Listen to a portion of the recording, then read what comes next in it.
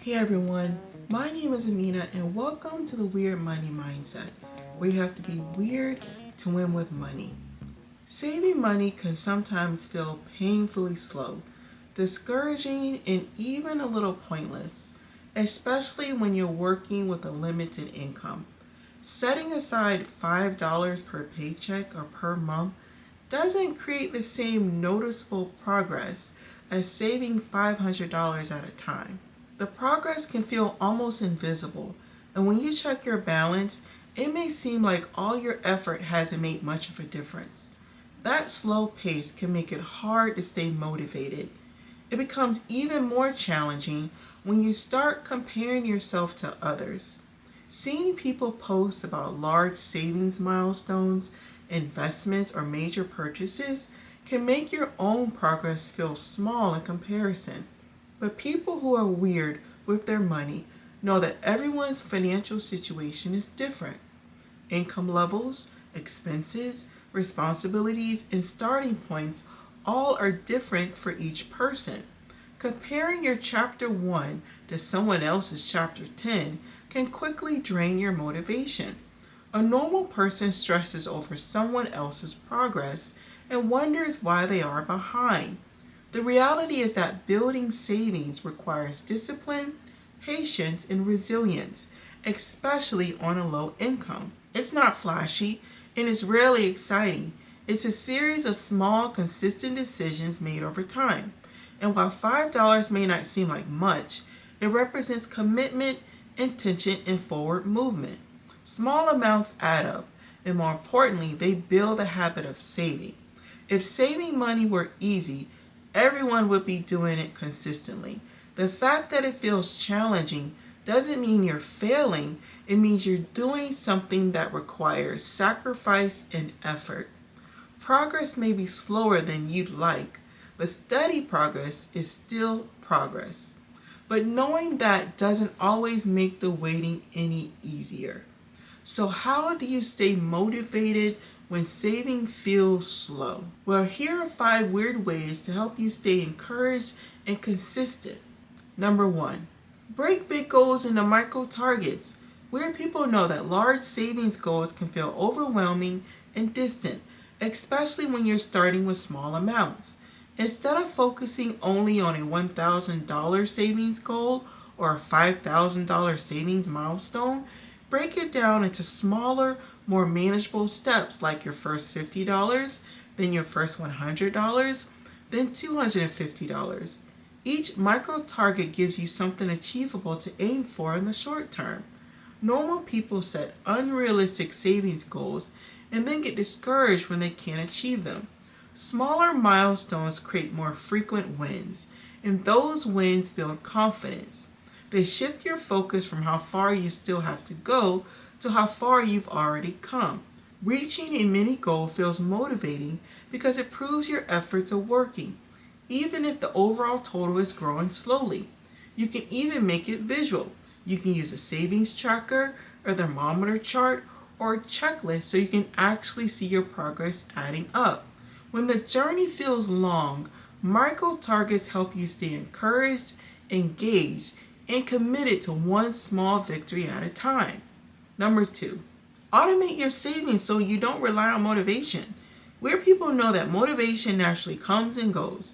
Some weeks you'll feel disciplined and focused, other weeks you'll feel tired, discouraged, or tempted to skip saving altogether. Normal people act like they can stay motivated all the time. When you automate your savings, you remove emotion from the equation and replace it with consistency. Set up an automatic transfer from your checking account to your savings account on payday, even if it's a small amount.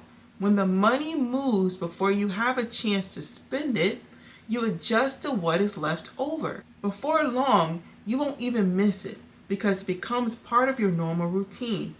Automation also reduces decision fatigue. You don't have to ask yourself every month, should I save this or did I save? The decision has already been made for you. You're building progress in the background while focusing on everything else in your life. Most importantly, automation turns saving into a habit instead of a mood. You're no longer depending on how inspired you feel you're depending on a system, and systems are far more reliable than motivation. Number 3, celebrate milestones. When saving feels slow, it's easy to overlook how far you've come. That's why intentionally celebrating milestones, big or small, really matters. Reaching your first $50, $100, or even consistently saving 3 months in a row is worth acknowledging. Progress deserves recognition, but weird people know that celebrating doesn't mean undoing your hard work with a large splurge. It could be something simple and meaningful, like treating yourself to your favorite coffee, enjoying a movie night at home, sharing your win with a supportive friend, or taking a quiet moment to reflect on your discipline. The goal isn't to spin, it's to reinforce positive behavior. Milestones also give you proof that your efforts are working. When you pause to celebrate, you shift your focus from what's left to accomplish to what you've already achieved. That reminder builds confidence and strengthens your belief that you can keep going. Normal people treat milestones like an excuse to spend to reward themselves and often undo progress. Saving money is a long-term journey. Celebrating along the way helps you stay encouraged and consistent. Number 4, reduce the fiction around saving. Sometimes what makes saving feel slow isn't the numbers. It's the stories we tell ourselves about what saving should look like. We imagine that real progress means saving hundreds at a time, hitting big milestones quickly, or having a perfectly funded emergency account within a few months. When our reality doesn't match that narrative, discouragement sets in. Weird people know that the truth is that most financial journeys are far less dramatic than social media makes them seem. There are no overnight transformations, just steady deposits, small sacrifices, and consistent habits repeated over time. Reducing the fiction means replacing unrealistic expectations with honest ones. It means accepting that slow growth is still growth. It also means challenging thoughts like, this isn't enough, or I'll never get there at this pace. Saving $10 consistently is more powerful than intending to save $100 and doing nothing. Normal people do nothing. Progress isn't defined by the size of the deposit. It's defined by the consistency of the habit. When you strip away comparisons, timelines, and pressure, saving becomes less about proving something and more about building something. And building, brick by brick, deposit by deposit, is what creates lasting financial stability. Number 5, compare yourself to your past, not to others. When it comes to savings, normal people look at someone else's bank account or lifestyle and feel like they are behind. But that comparison is neither fair nor helpful. Weird people know that everyone's saving capability is different and that you can't compare yourself to others or believe everything you see on social media. Some people have no kids, no pets, no spouse, plus they live at home and pay no rent. It's much easier to save in this situation. Some people earn 6 or 7 figures and have low monthly expenses, so they can save most of their income. Others are married or have a roommate, so they can split their costs, which enables them to save at a higher rate.